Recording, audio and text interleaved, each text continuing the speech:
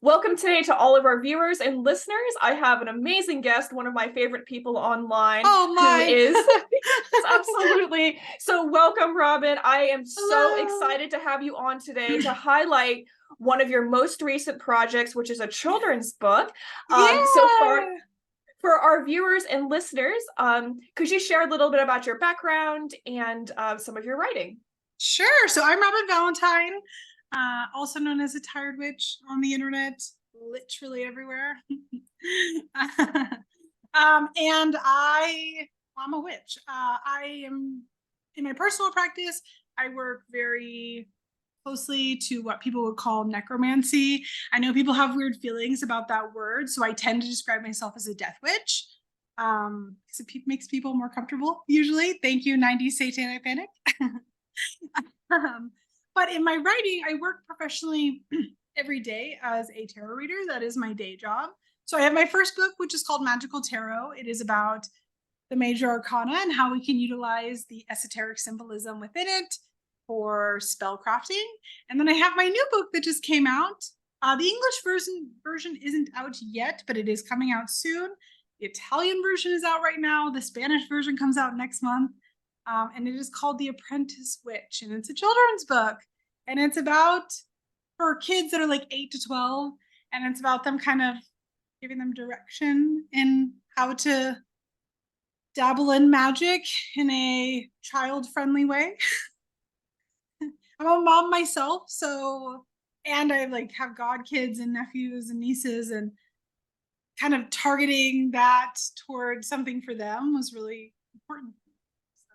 Yeah, I was so excited when I heard about this project when you first started. Maybe not first started, but when you got started on that, I heard about it Yeah. because I feel like it's a huge niche that we don't see a lot of is Yeah, books about magic and witchcraft for that age range. And absolutely. even if you don't have children in your life, for our viewers, great gift for kids, great gift for birthdays, any Yeah. of that stuff. I know I will definitely be buying it for the various kids in my life, even though I don't have children myself. So yeah, I'm looking forward to it. So how did you get started with writing? Oh, the year was 1995. I it's funny actually. Like so when I've been a part of the witchcraft community to some extent since I was like 13 or 14. I know that there's weird like nuances and conversation as to when your actual witchcraft practice started. So I think I don't know. I think that it's important to address when we first start these things in a realistic way. If it was Christianity, would we say you're not really a Christian because you're 13? um, so I started really getting into magic around that age, and simultaneously, because I am a part of like the mid to elder millennial generation, I, like many people my age, was on LiveJournal and Zonga and Oh MySpace. yeah, oh yeah, And that's the good so stuff. I wanted to be a blogger because I was 13 and I thought I could. And when I tell you, I've read some of that old stuff and it's not good.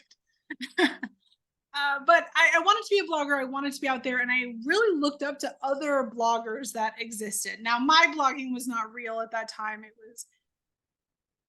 It was a very 13-year-old existence on the internet. But as I grew older, I really followed bloggers very closely, and I love them. I love their work. Teresa Reed is a great example of somebody who quite literally inspired me to get into that stuff in the first place. And so I followed this stuff, and I wanted to do this stuff because I think I talk about this a lot on my podcast, but the more we hear other people's perspectives, like the stronger we build our own relationship with our own practice and our own beliefs.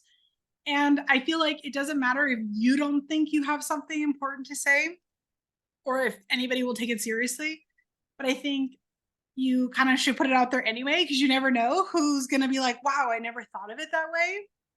And so I started out blogging like pretty consistently, which is where Tired Witch started. And that led into me taking on more serious projects. So I was able to do stuff like be in a couple of magazines. I was in a French magazine like 7 years ago. despite not speaking French. um, and so I got the opportunity because of this to do different projects, which then led me into a bigger opportunity to write my first book. And I don't know, yeah, it's one of those things that I kind of started as like a hobby that I was able to cultivate into something a little bit more serious over time. Yeah, I think that's beautiful. And it really points to you finding that spark within yourself, that spark of interest, and following it to Totally. where it's leading. And, you know, whether or not you or anyone else listening believes this concept of true will, I don't know. Your story is just like the story that inspires me to keep down my path. And I hope other people are equally inspired It's by one of it. those So, things that I really truly believe that every single person that is existing within any community has their own life experience and perspective. And I think that the more perspectives we hear from other people, the higher our own individual education becomes. Our own experience gets enhanced and more well-rounded because we've heard other people's perspective. Because guess what? We're not the only person alive. It's yeah, not my way or the highway. absolutely. I could not agree more. If there was like one mark I left on the world, it'd be that concept that we are continually enriched by perspectives outside of our own. And that's one of the Absolutely. joys of doing interviews like this and having a YouTube channel and being able to write stuff is Uh-huh. wow, I cherish the knowledge from other people and these interactions. And I think it's Absolutely. really valuable for our viewers here on YouTube, also on your podcast. Like this is what it's Yeah. about. It is what it's about. And it really what it comes down to is and I think that a lot of people kind of miss this mark. And not because I think that I'm more intelligent than them or something like that, but because we live in the age of social media, and that is such a beautiful thing, but it also is becomes almost an echo chamber if you put yourself in too small of a niche. And it Yeah. becomes, well, I know better than you. And it's like, well, actually, no, we are all kind of living in this world. We are all experiencing things differently. And I think it's beautiful if we allow it to be. Yeah, absolutely. When it came to your most recent writing project, what inspired you to do that one? What inspired you to explore children's literature? Two things. So one is that I had my first child, which has been amazing. And I think back about myself in my own childhood. Like when you become a parent, you do a lot of kind of taking stock of your own experiences and what you want to take and what you want to leave from, your growing up, let's say. And that isn't to say that like my parents did a bad job or something silly like that, but we do evaluate our own life experiences and like, what really resonated for me and what didn't. And because of that, I often wonder if I had been kind of not allowed, because that's the wrong word, but nurtured to be the weirdo that I am, that I wonder what that would have looked like for me, you know, in Mhm. my early adolescence and young adulthood. And I am by no means pushing my child to believe what I believe or think how I think. But if there's an interest there, I want to have something that I can be like, well, actually, mommy wrote this and like, let's look at it. Let's talk about it. And the other aspect of it is I was before all this years and years ago, because they're literally grown now. I was a nanny and I am so close to that family still.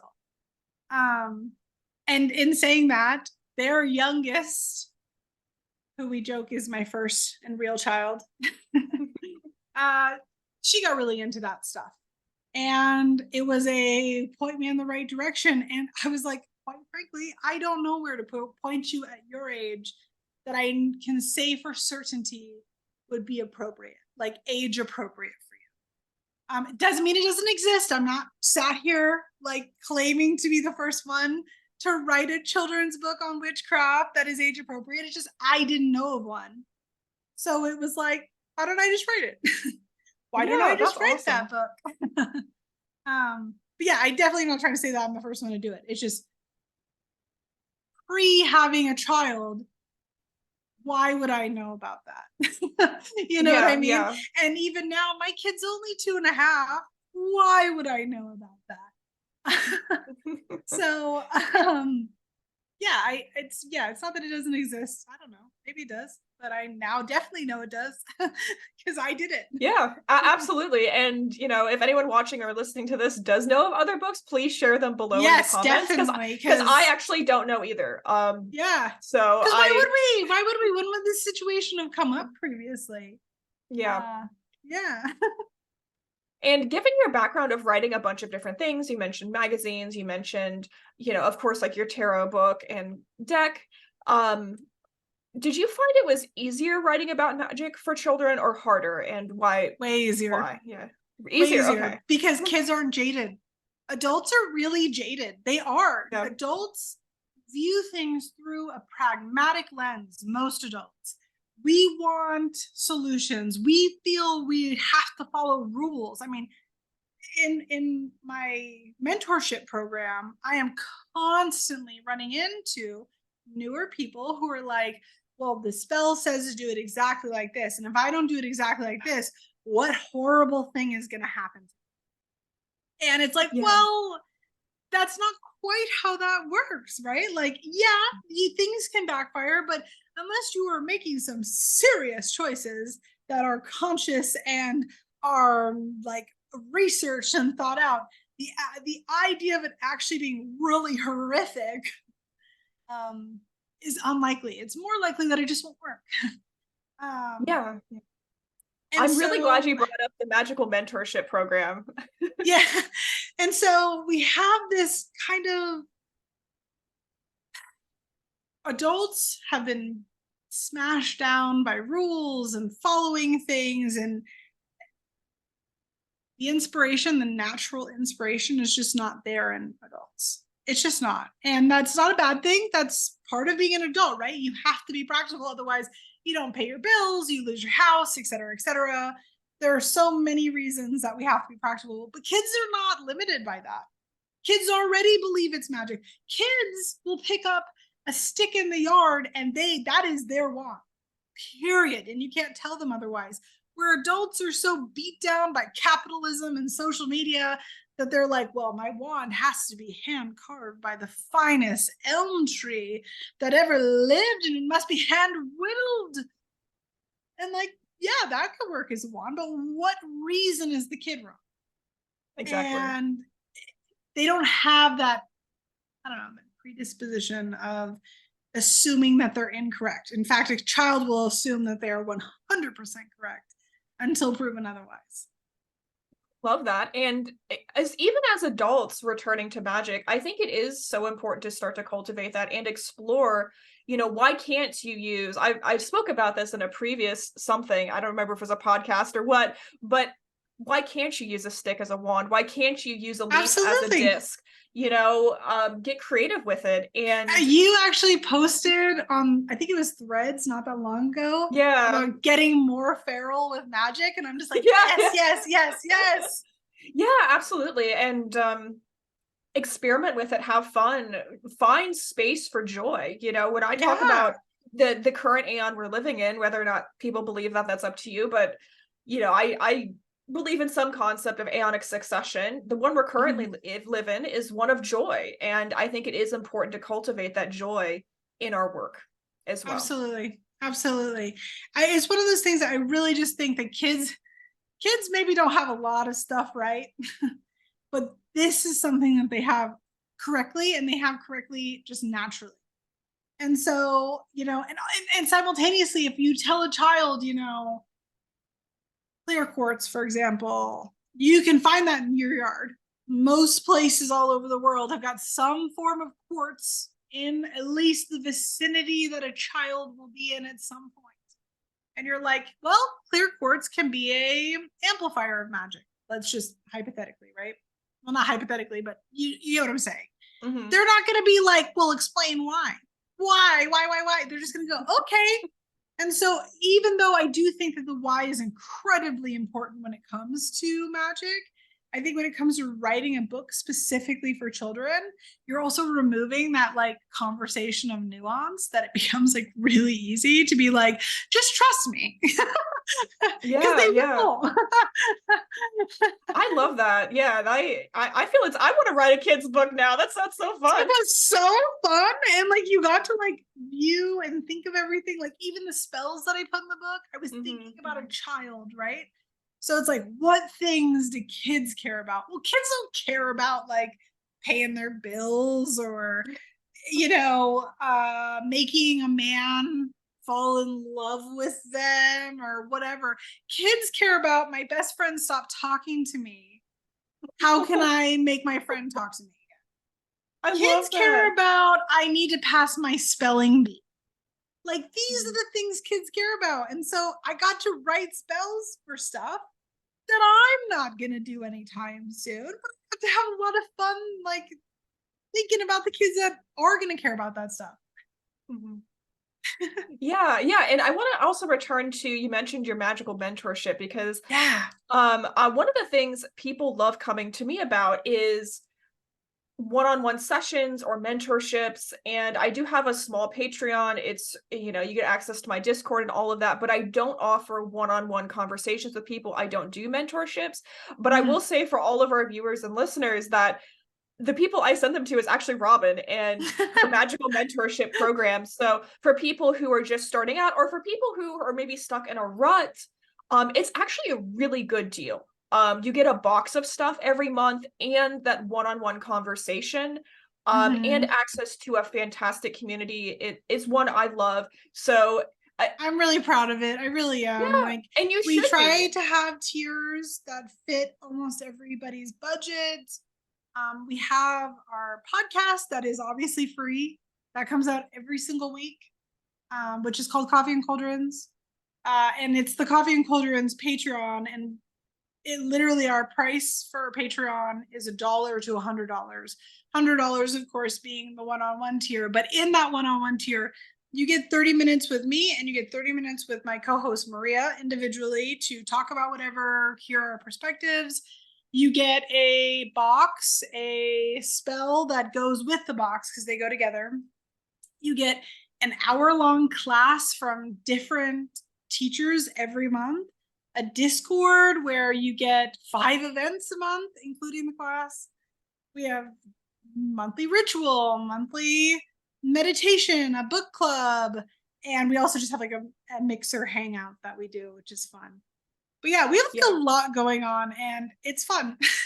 Yeah, it's awesome. And especially for the people watching, there's like, oh, well, I'm not necessarily interested in witchcraft. But honestly, I would say open your mind up a little bit more about magic, because there is so much cross-pollination between ceremonial magic, witchcraft, paganism, druidry. I read witchcraft books a lot, and I'm still learning. And I think that a lot of that stuff could really help you out, especially if you're in a phase where you want that community and you want that feedback. And it's an option, to do it online and remotely where you don't have to go in person. So absolutely. It's and really open to I always everyone. think it's nice, or at least I found that it's nice that there's a degree of anonymity to it, where you can ask questions that maybe you would normally feel silly asking somebody, face to face. And I mean, Maria and I always say no question is a stupid question. It might just be a question I don't have the answer to.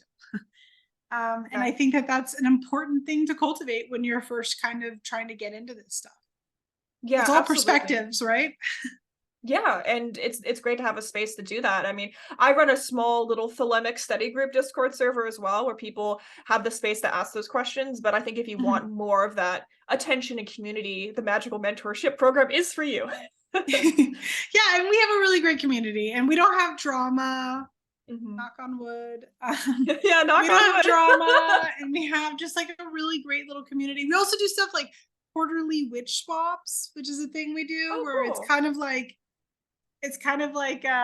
Secret Santa, except for you're sending people like extras of stuff you have or stuff that you think that somebody would really like, and everybody like once every 3 or 4 months gets like a little care package that's signed up for it, and they swap around, and it's cool seeing what people do. I don't know, I love it. Oh, I love that. That's so cute. And for people interested, not only will Robyn's details be below in the description, but also the Coffee and Cauldrons podcast and like all of that information will be below in the description, so you can easily find it.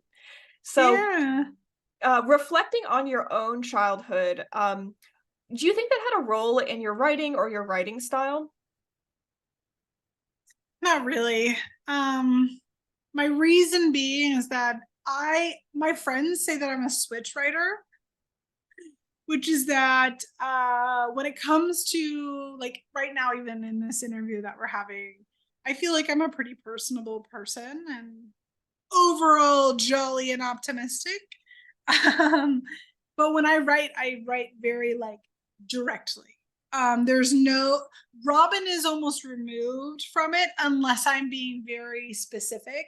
And I have a new writing project that I'm working on where I'm trying to break that wall and be a little bit more in it. Yeah. Because I tend to try to remove myself because I feel like unless it requires an explanation of why I personally feel this way, I feel like becomes very easy to be dismissive of my thoughts and feelings about something, where instead if I present you with direct facts or information and then cite where that's coming from, it tends to be taken a little bit more seriously. Yeah. It's one of those things. I mean, I'm sure you can understand this, but this is one of those troubles of being a woman in a professional space where it's very easy to get dismissed if you put too much emotion and thought behind it. So I actually, I don't, Robyn is not really involved in a lot of her own writing. That's really interesting. I'm working on that. I'm hoping the next book that I'm working on right now is capturing a little bit more Robyn. Awesome. Well, I'm looking forward to reading that next book as well. I'm excited about that project, upcoming project of yours. And I think this sort of also extends something I've been thinking about, not only as a writer, but as a content creator. There is this pressure to remove ourselves from it, to follow the standard template, to follow the standard formula. And as 100%. A result, we strip ourselves from it. And I don't know. Unfortunately, I feel like a lot of people within occultism and witchcraft, paganism, etc., we have a pretty fair divide of a 50-50 between femme and masculine.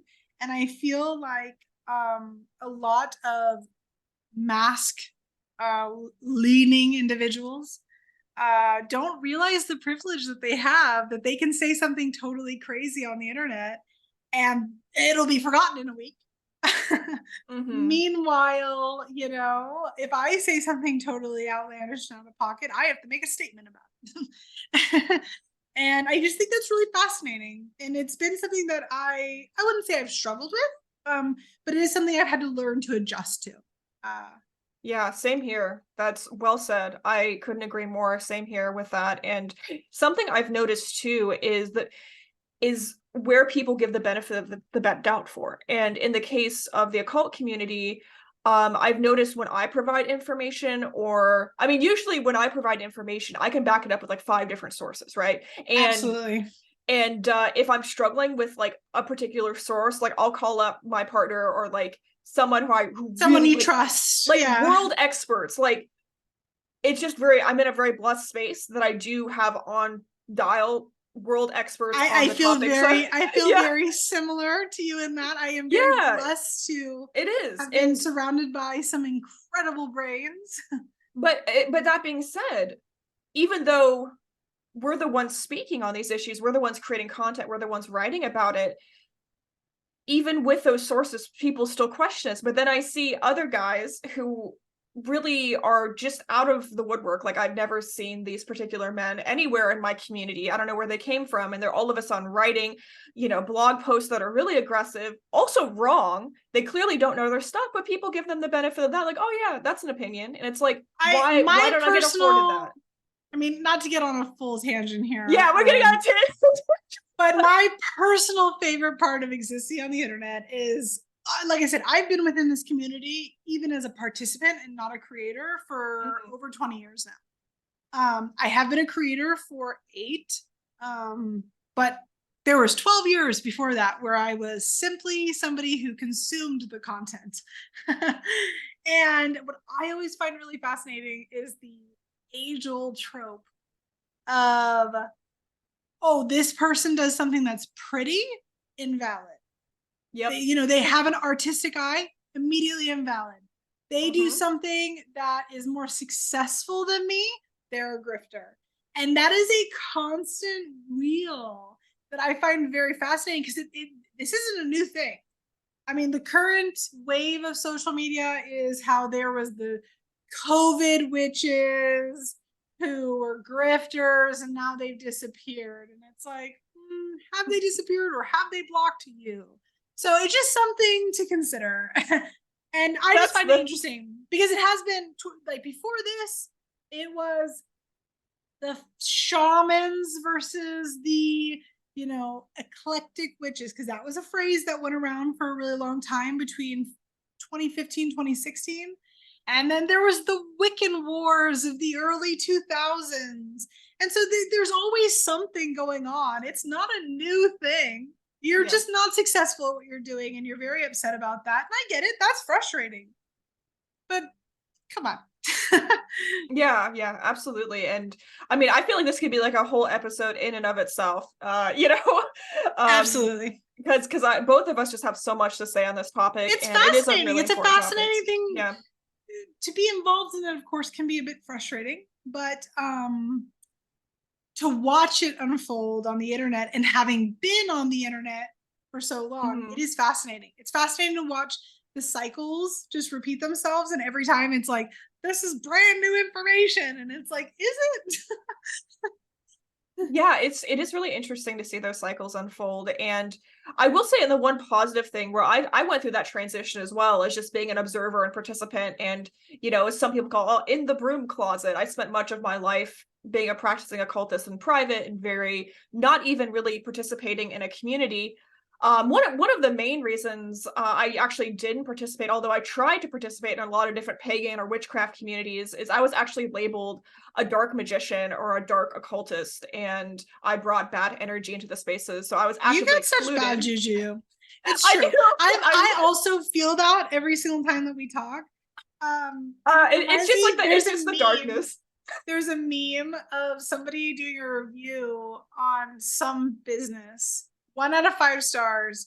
They've been a psychic for 15 years. They had a great time. The facility was great, but Morgan, the receptionist, brought a dark energy that attacked her. And I think about that every time I think about when people are like, your energy is just really dark and heavy. That's so funny. Yeah. So I did assault you. So yeah, I assault people with my dark energy, in general, but I assault people with the fact that I say exactly what I'm thinking, and they do not like that. I love that about you. I think it's fantastic. Listen, I think we need more I'm of a that. lot of things, okay, but you will always get exactly, what I am thinking at all times. There's no question about how I feel about something.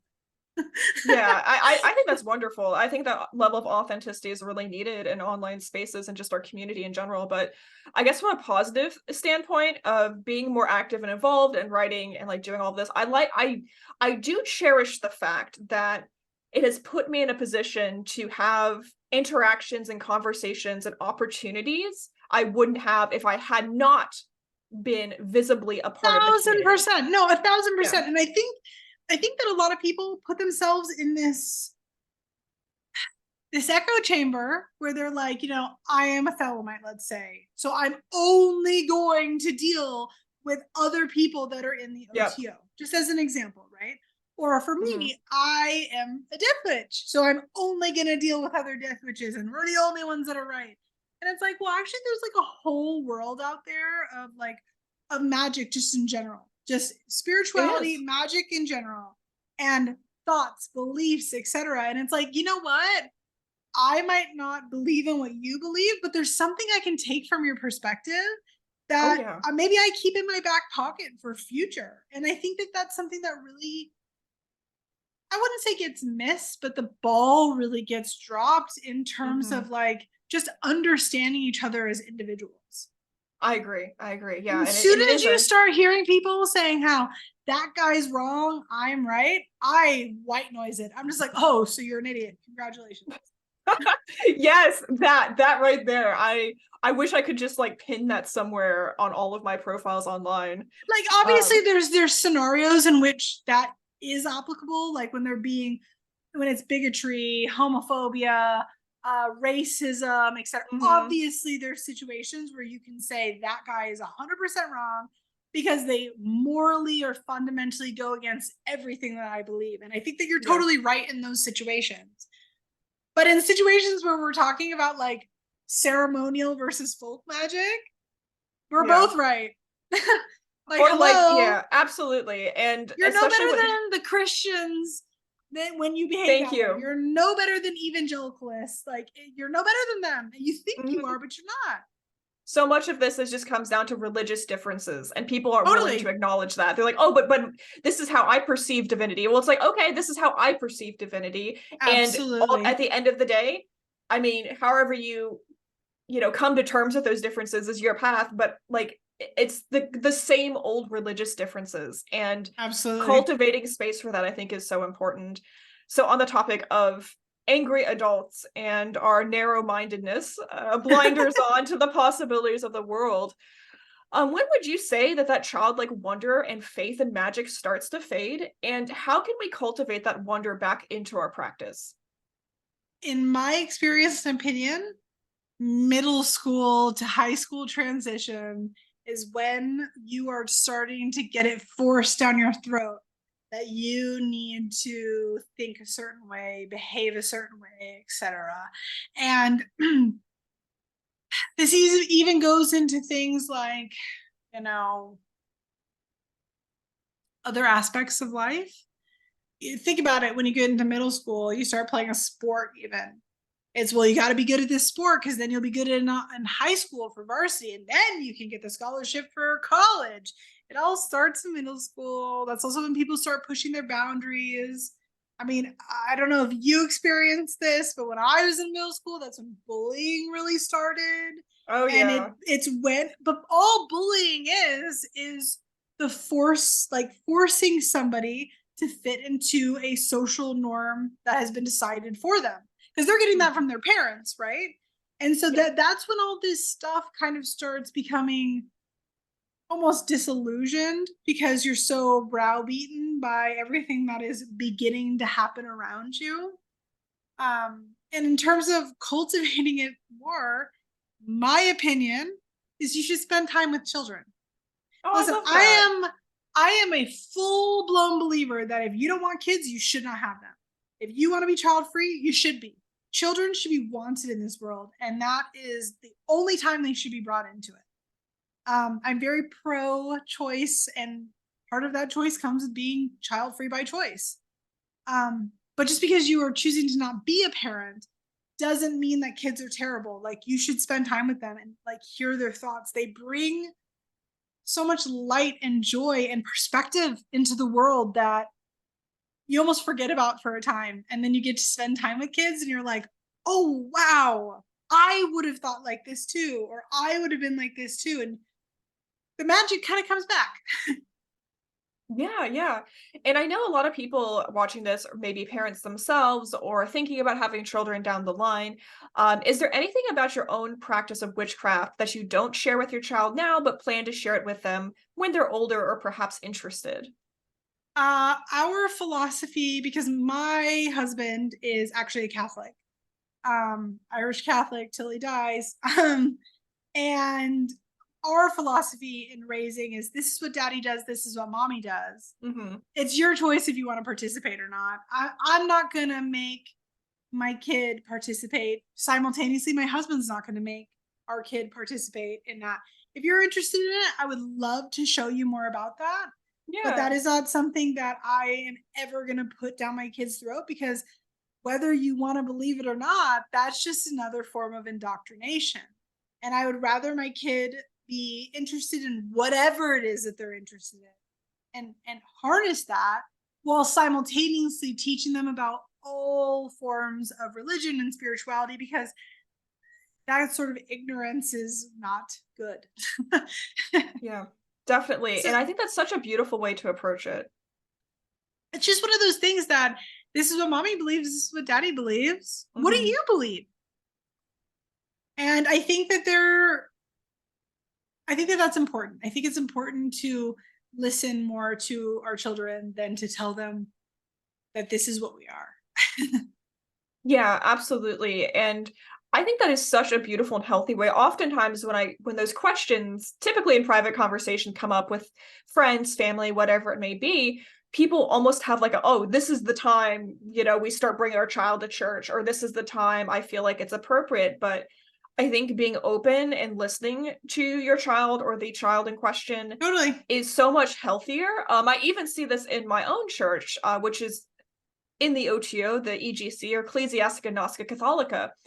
We do have a public ritual that families can come to. There is a bunch of different baptism, confirmation, like stuff that children can participate in. Absolutely. And the question always comes up, when do I bring my child? And like, honestly, I think your approach is the healthiest way. When are they expressing interest? When do they want to be there? And the thing is also, there are going to be situations in life where you are going to have to attend something that maybe you don't believe in, but it's out of respect for the people that you care about that you're going to be there. So, like, for example, I had a grandparent pass a few months ago. I went to Catholic church 3 masses in a row, and I brought my kid because it wasn't about us believing in the service. It was about being supportive of my grandmother, who is the living partner. And it was about her. It wasn't about that. And I think that we kind of get lost sometimes in this translation of being nice to other human beings. And there's going to be lots of situations like that. If you have Jewish friends, like, are you not going to go to, like, their coming of age things? I don't want to get the terms wrong, so I'm not going to say it. But are you not going to go to that because you don't believe in it? If you had Sikh friends, are you going to be weird about them, wearing a turban in your home? Of course you're not. But this is what they believe in. It's about the fact that you care about them and you respect their beliefs. That we're teaching this kind of line of, this is what mommy believes, this is what daddy believes, this is what grandma believes, this is what our neighbor down the street believes. And it doesn't matter if you believe in it. It matters that you are respectful and are kind because we care about these things. Yeah, absolutely. Yeah, I love hearing your perspective on this. I hope everyone is loving it as much as I am in this moment, and how valuable this perspective is. And so when you come to that crossroads in your life, if children are a part of it, and you ask yourself, when is the right time? I hope you have that conversation with your child or their child. I really just think it comes really down do. to teaching our kids that kindness matters above all things. Kindness and love is the most important thing that you can indoctrinate into your kids. And Yeah. as long as you're teaching them that, which falls into all aspects of things, and you're having honest conversations with them around things like, well, we don't go to this church because we don't believe in this. And some people do things this way. And you have honest but age appropriate conversations with children. I think that you'll find that your kids are going to be way more open and curious and magical humans that are kind and wonderful than if you kind of stuff it down. Yeah, absolutely. What advice do you have for other witches or magical practitioners who plan to become parents, sort of in that realm of what did you wish you knew About being a parent.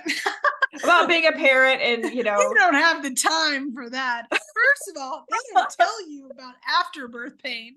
Okay, jot that down. I'm just kidding. I'm not. That's a serious thing, but I'm not gonna go down that road.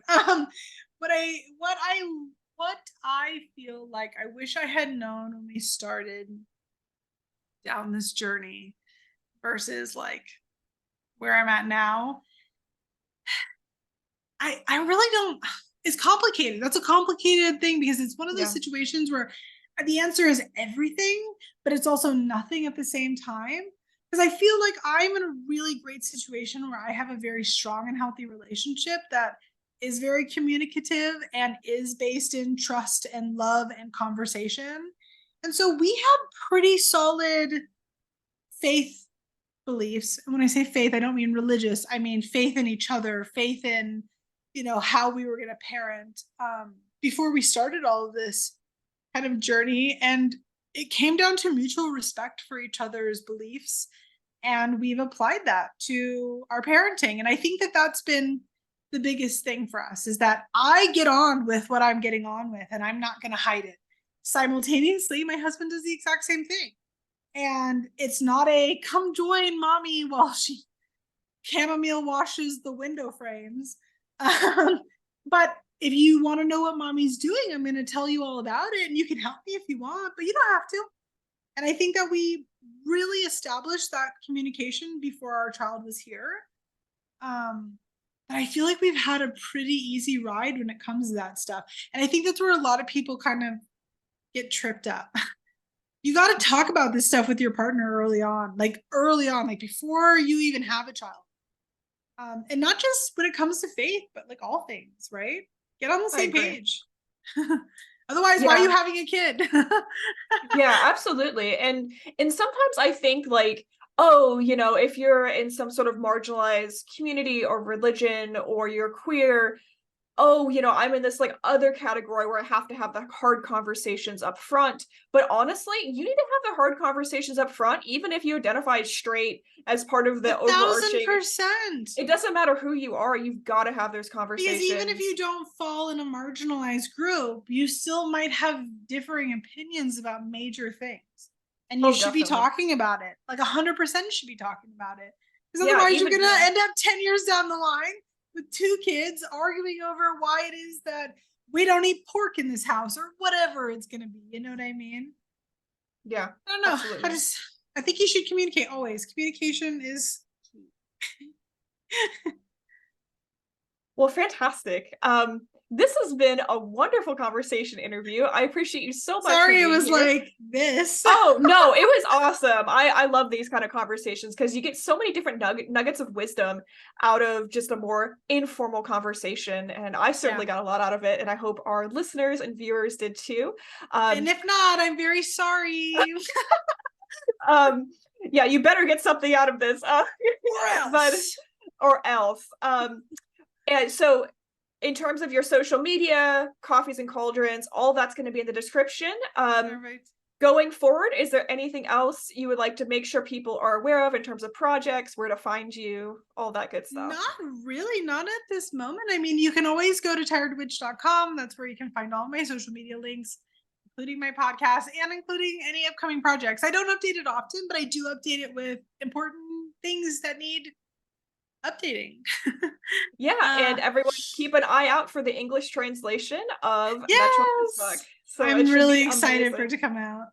And what a great time too, so close to the holidays, regardless of what you're celebrating. Great time to get a gift for a child. And if you speak Italian, it's already out in Italian. So. Yeah, exactly. So awesome. Thank you so much. It's been a pleasure. Thank you for having me. Yes, absolutely. And thank you so much to our viewers. As always, all the information is below, including my information. And I am the center of expression for the primal will to good. And so are you. Thanks so much, everyone.